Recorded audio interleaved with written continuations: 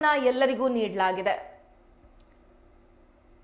2 ವರ್ಷಗಳಿಗೊಮ್ಮೆ ನೆರವೇರುವಂತಹ ಈ ಕೋಟೆ ಮಾರಿಕಾಂಬಾ ದೇವಿ ಜಾತ್ರೆಯ ಮಹೋತ್ಸವದ ದೇವಿಯ ದರ್ಶನವನ್ನ ಪಡಿಲಿಕ್ಕೆ ತಾ ಮೊದಲು ನಾ ಮೊದಲು ಅಂತ ಹೇಳಿ ಬೆಳಗ್ಗೆಯಿಂದಲೇ ದೇವಿಯ ಮುಖ ದರ್ಶನವನ್ನ ಪಡಿಲಿಕ್ಕೆ ಸಾವಿರಾರು ಭಕ್ತಾದಿಗಳು ರಾತ್ರಿಯಿಂದಲೇ ಅಲ್ಲಿ ಜಮಾಯಿಸಿದ್ದಾರೆ.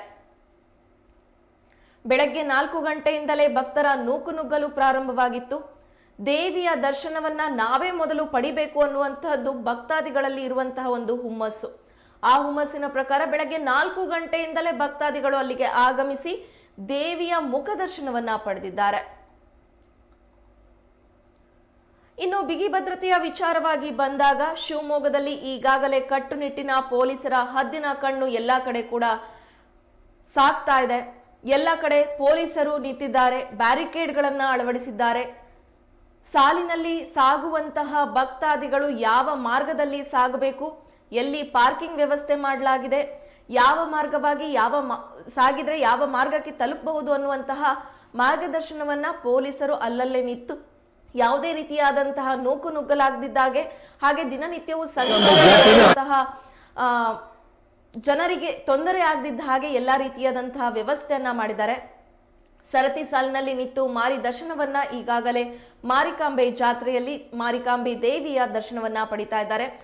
ಈ ರೀತಿ ಮಾರಿಕಾಂಬಾ ದೇವ ಸಮಿತಿಯಿಂದ ಸೇವಾ ಸಮಿತಿ ವತಿಯಿಂದ ಎಲ್ಲ ಮುನ್ನೆಚ್ಚರಿಕಾ ಕ್ರಮವನ್ನ ವಹಿಸಿರುವಂತಹ ಜಾತ್ರಾ ಸಮಿತಿಯವರು ಸುಸಜ್ಜಿತವಾದಂತಹ ಜಾತ್ರೆಯಲ್ಲಿ ಮಾರಿಕಾಂಬಾ ದೇವಿಯ ದರ್ಶನವನ್ನ ಪಡಿಲಿಕ್ಕೆ ಸಾಕಷ್ಟು ವ್ಯವಸ್ಥೆಯನ್ನ ಮಾಡಿದ್ದಾರೆ.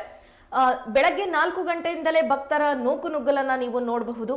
ಪರದೆಯನ್ನ ಸರಿಸುವುದರ ಮುಖಾಂತರ ವಿಧಿಯುಕ್ತವಾಗಿ ದೇವಿಗೆ ಪೂಜೆಗಳನ್ನ ನೆರವೇರಿಸಿ ಪರದೆಯನ್ನ ಸರಿಸಿ ಮಾರಿಕಾಂಬೆ ದೇವಿಯ ದರ್ಶನವನ್ನ ಜನರಿಗೆ ನೀಡಿದ್ದಾರೆ.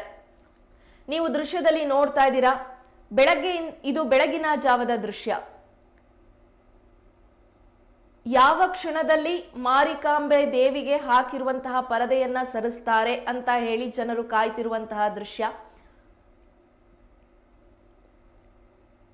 ಯಾವುದೇ ರೀತಿಯಾದಂತಹ ವಿಘ್ನಗಳು ಆಗಬಾರದು ಅಂತ ಹೇಳಿ ಬೂದುಗುಂಬಳಕಾಯಿಯನ್ನ ಒಡೆದು ಜಾತ್ರೆಗೆ ಚಾಲನೆಯನ್ನ ನೀಡ್ತಾ ಇದ್ದಾರೆ. ಇನ್ನು ಜಾತ್ರೆ ವಿಶೇಷ ಸಂದರ್ಭದಲ್ಲಿ ವರ್ಷವಿಡೀ ಸಾವಿರಾರು ಜನ ಸಾವಿರಾರು ರೀತಿಯ ಅವರ ಭಕ್ತಿ ಅನುಸಾರ ಹರಕೆಗಳನ್ನ ಹೊತ್ಕೊಂಡಿರ್ತಾರೆ. ಮಕ್ಕಳಿಗೆ ರೋಗ ರುಜಿನಗಳಾಗಿರಬಹುದು, ಕೆಲಸದ ವಿಚಾರ ಆಗಿರಬಹುದು, ಮದುವೆಯ ವಿಚಾರ ಆಗಿರಬಹುದು, ಅವರಿಗೆ ಯಾವುದೇ ರೀತಿಯಾದಂತಹ ಅಡೆತಡೆಗಳು ಇದ್ರೂ ಕೂಡ ಹರಕೆಯನ್ನ ಹೊತ್ತಿರ್ತಾರೆ.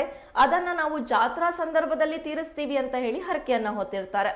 ಅದರಂತೆ ತಾಯಿಗೆ ಹರಕೆಯನ್ನ ತೀರಿಸಲಿಕ್ಕೆ ಬೆಳ್ಳಿ, ಬಂಗಾರ, ಬಾಗಿನ, ಸೀರೆ, ಕುಪ್ಪುಸ, ಮಡಿಲಕ್ಕಿ ಈ ರೀತಿಯನ್ನ ಮಹಿಳೆಯರು ಹೊತ್ತು ಬರ್ತಾ ಇರುವಂತಹ ದೃಶ್ಯಗಳು ಕೂಡ ಬೆಳಗಿನ ಜಾವ ಕಂಡು ಬಂದಿದೆ.